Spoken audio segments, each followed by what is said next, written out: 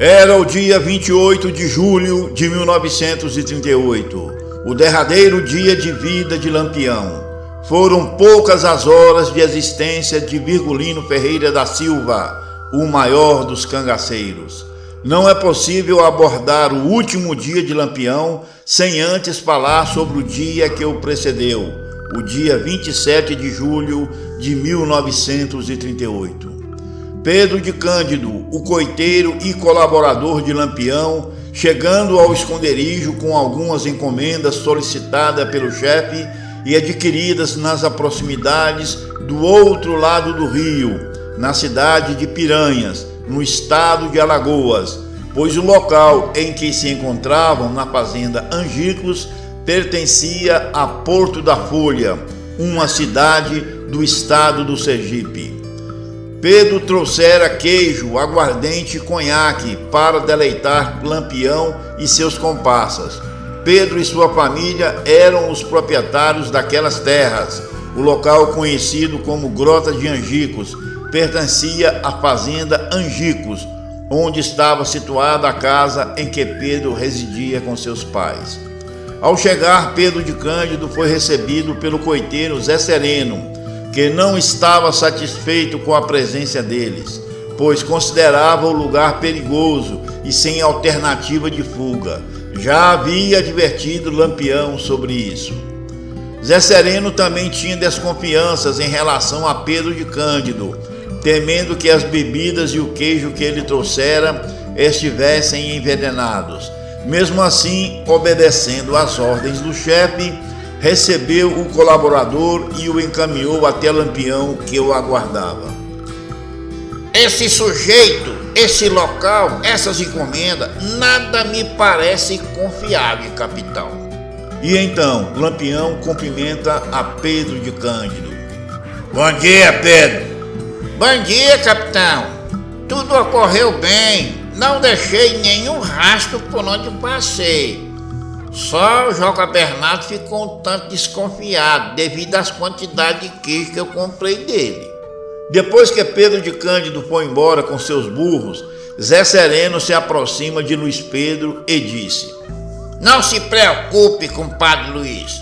Se o capitão não retirar seus homens daqui ao romper do dia, eu retirarei os meus. E você também retira os seus cabras.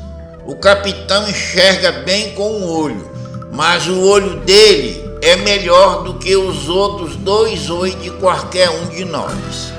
Então Zé Sereno tenta abrir os olhos de Lampião novamente e diz: Agora o senhor olha o pequeno furo na rolha dessa garrafa de aguardente. Parece um buraquinho de agulha de injeção. Eu acho que essa merda foi envenenada. Se eu fosse o senhor, não bebia dela. O Pedro de Cândido também quis saber quantos cangaceiros estão reunidos aqui. E o senhor sabe que o Joca Bernardi é muito esperto, mas não aguenta um tapa e pode falar o nosso paradeiro para a polícia.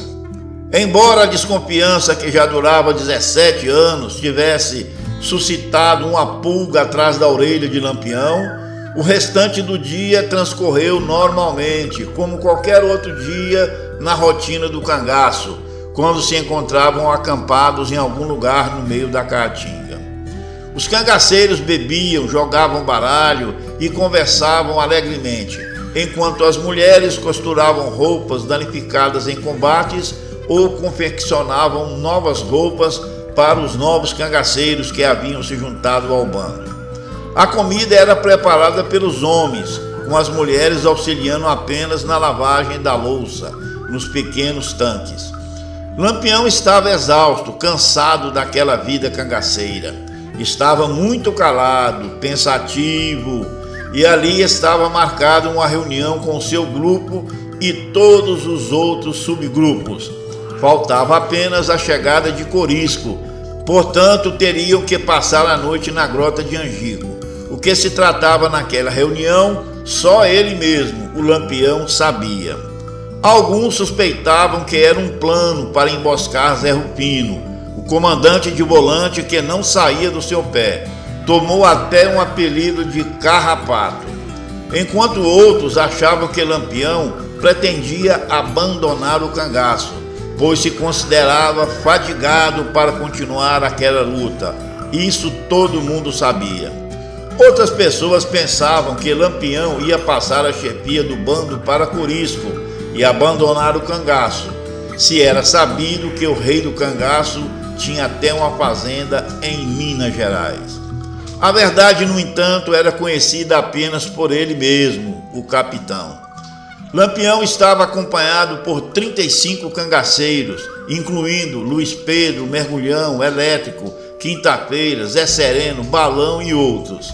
24 cangaceiros conseguiram escapar da morte, mas 9 perderam a vida, e supostamente junto com Lampião, incluindo sua esposa, Maria Gomes de Oliveira, a Maria Bonita. Os cangaceiros se revezavam na vigilância das entradas. Zé Sereno, o mais inquieto, distribuía seus homens nos arredores do acampamento. Estava esperando pelo pior. As mulheres presentes eram 4: Sila, Dulce, Enedina e Maria Bonita. Supostamente, essas 2 vítimas foram fatais quando ocorreu o ataque macabro daquele dia. O dia transcorria normalmente, mas à medida que a noite se aproximava, algo diferente estava acontecendo na comunidade de Lampião. No lugar foi sentido o cheiro de velas queimadas. Os lobos uivavam ao longe, e antes nunca se tinha ouvido uivos de lobos por ali. Ao amanhecer, Zé Sereno levantou-se e mandou um cabra seu buscar água para fazer café, mas mandou ele ficar esperto, olhar para todos os lados. Até hoje não se sabe quem foi esse cangaceiro. Tem livro que diz que foi o próprio Lampião buscar água. Claro que não. Bobagem. Lampião não faria isso se tinha muitos para essa tarefa.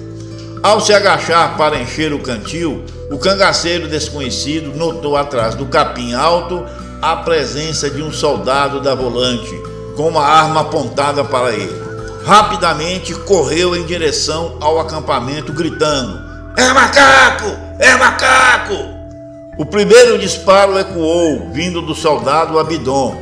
A partir desse momento, gritos de dor e desespero tomaram conta do cenário no Angico, misturando-se com os tiros de fuzis, as rajadas da metralhadora do tenente João Bezerra. Essa é uma versão entregue pelo tenente. Era do interesse de Bezerra ter matado Lampião. Sabem por quê? O comandante da volante que conseguisse tal feito é que ficaria com os 50 contos de réis, uma fortuna, para quem matasse Lampião. Não interessava saber quem apertou o gatilho. Quem punha a mão na recompensa era o comandante, e os soldados não sabiam disso. Além dessa vultuosa quantia em dinheiro que o deixava rico, Bezerra fatalmente ganharia todas as honrarias e, obviamente, se tornaria coronel da Polícia Militar. Agora observem a última foto de Lampião.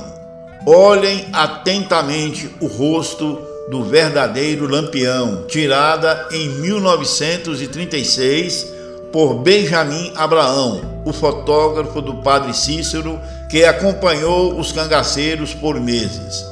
Lampião, no dia do ataque a Angicos, tinha 40 anos, sendo que metade da sua vida foi em meio à caatinga, debaixo de sol escaldante, muitas vezes passando sede e fome, sem sossego, com os nervos à flor da pele.